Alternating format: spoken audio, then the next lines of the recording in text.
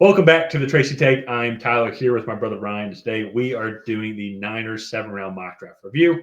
We did a full mock draft, all 250 something picks. And so today we're going to be going over the Niners selections. But before we do that, be sure to like, subscribe, and also ring the bell to get notified whenever new Niners mock drafts are created. We've already done a 3-round mock draft, so go check that one out. We have other Niners 3-round and 7-round mock drafts planned leading up all the way to the 2024 NFL draft. We have a bunch of other content in between, so be sure to ring that bell to get notified when new videos drop. Also, as well, if you want to help out the channel grow, we're trying to get to 3,000 subscribers by the end of the combine. We're only a couple hundred away right now, so we're hoping to get there within the next couple of weeks. Hit that subscribe button. It's the easiest way to help grow the channel. And Ryan, so we wanted to include some context on who was available and some other potential players that we think they could select. So you can see there on the right some other players that were not selected and where they were selected after the Niners pick. So with the Niners here, they're coming off the Super Bowl runner-up finish, and there's a lot of different routes they can go here. I really like a guy like Ladd McConkey, who is a super shifty, can easily get open. I think it's going to be create even more opportunity for their main playmakers, Deebo Samuel, Christian McCaffrey, George Kittle, Brandon Ayuk. I think one of the things, too, a big weakness of San Francisco, and this it's weird saying this just because it's like this for every team. When your star players go down, it's like, yeah, the team's not going to do nearly as well. But the whole system is geared around their athleticism and their unique capabilities, that when they're all in the field together, obviously they can go to the Super Bowl. They're one of the best teams in the league. But then once when they drop off, it just becomes a shell of themselves. And I think a guy like Ladd McConkey, who I feel is kind of a chameleon when it comes to offensive systems, I think you just go put him in, he's going to create his own separation. He's going to be able to create his own space and catch a lot of passes from Brock Purdy. I think he fits really well, and I think Kyle Shanahan could create a lot of offensive scheming around him, or at least help out to create more space. What are your overall thoughts on this selection and the Ladd McConkey pick? Yeah, Ladd McConkey is one of my favorite wide receiver prospects in this class just because of his ability to create separation in very tight spaces. To me, he is Hunter Renfrow with home run abilities. And I think when you're thinking about this offense, they have Brandon Ayuk, they have Juwan Jennings, they have Deebo Samuel. They don't really have a possession guy.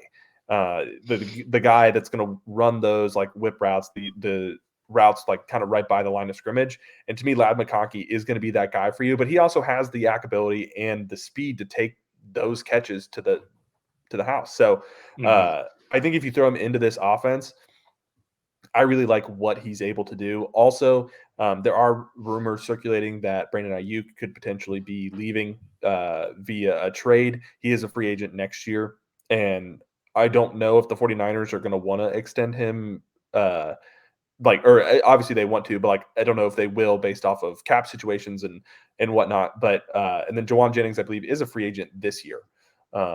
So just an interesting kind of moving parts in that wide receiver room in San Francisco. I also think other routes they could go. Patrick Paul is one. They do have Trent Williams at the left tackle spot. Obviously, he's best tackle in the NFL, but he's 35 now, or 30. Yeah, 33, 35. Something like that, yeah. And so he's getting older. And then I think Patrick Paul would be a great right tackle that could switch over after Trent Williams retires. Another guy I really like, Jordan Morgan. He is going to be a tackle guard combo from Arizona. He just has short arms, and that is a really interesting one. And then also if they decide to re-sign Chase Young or not, I think could change whether they go after a guy like Chop Robinson here, who's going to be an elite athlete and just needs some refinement in his pass rushing moves. So let's go ahead and move on to their second pick. And this is where we address the tackle spot. Christian Jones, he's a true right tackle from Texas. And I think he comes in, plug and play right tackle for them, solidify the right side of that offensive line. And he's a good athlete. He's going to be able to get out in front of Christian McCaffrey and Deebo on screens.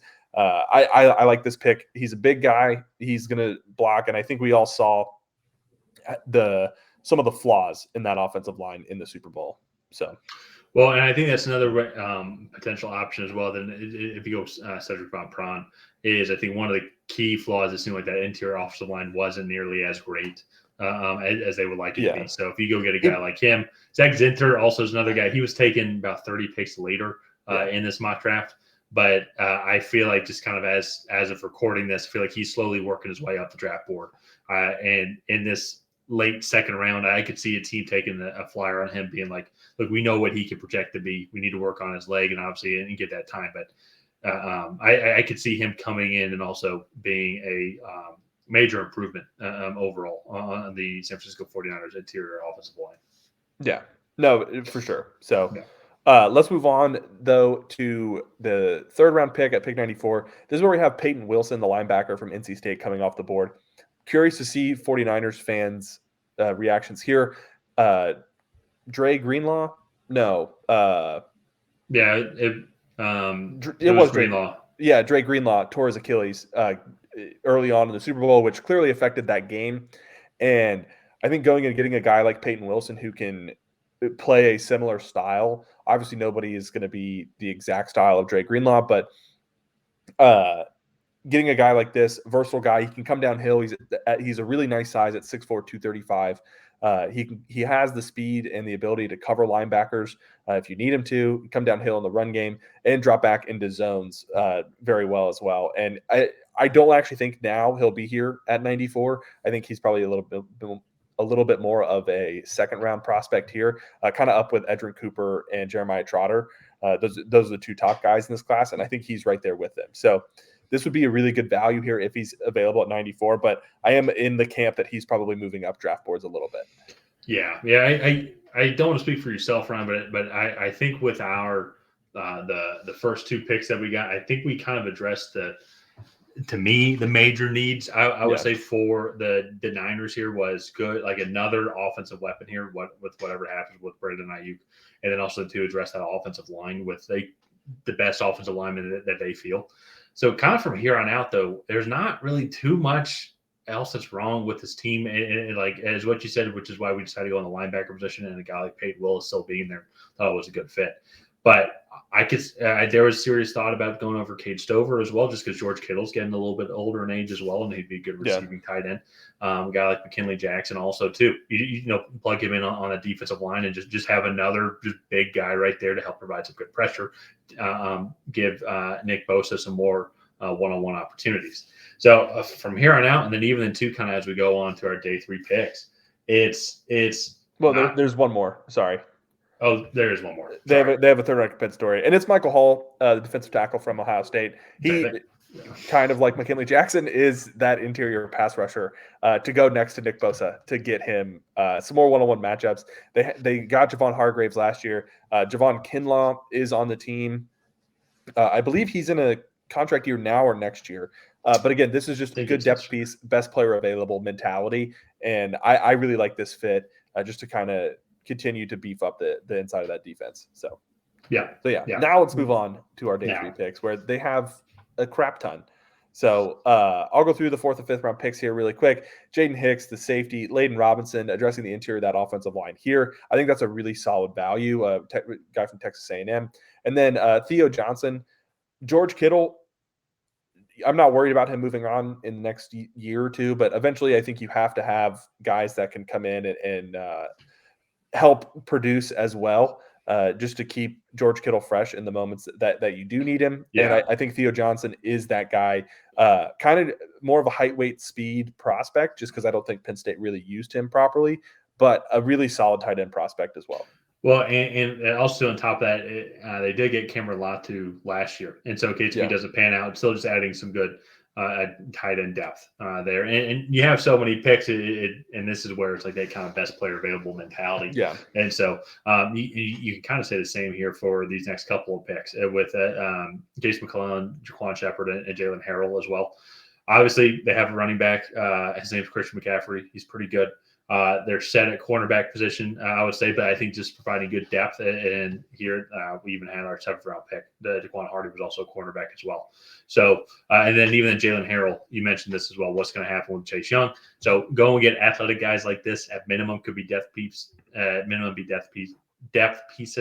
or also special teams guys as well. So you're trying to find those good values, and those are the positions that they hadn't selected yet. So I think it's going to be fascinating to see what the Niners do.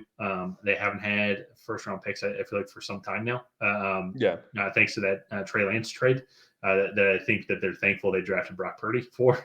So, but so what they do early on, I think, is going to be fascinating in how they want to address it. I wouldn't be surprised if they address the skill position players early, because that's where they're going to get a lot more value there, and then try and build the team later on. And so, which I think they've drafted decently well over the past couple of years. A lot of the guys on the Niners team, I think, have been homegrown. Yeah, oh, for sure. And I think you look at all the all pros on that team. I think the only one, or I guess there were two. It was Trent Williams and Christian McCaffrey were traded for.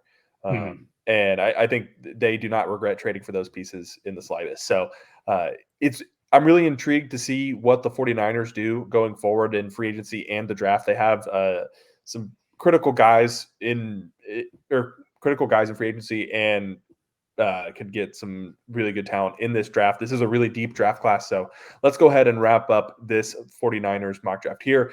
Please go ahead and like and subscribe. Leave a comment down below on what you thought of this San Francisco 49ers 7-round mock draft. Did you love it? Did you hate it? What would you do differently? And on that, we will see you guys next time.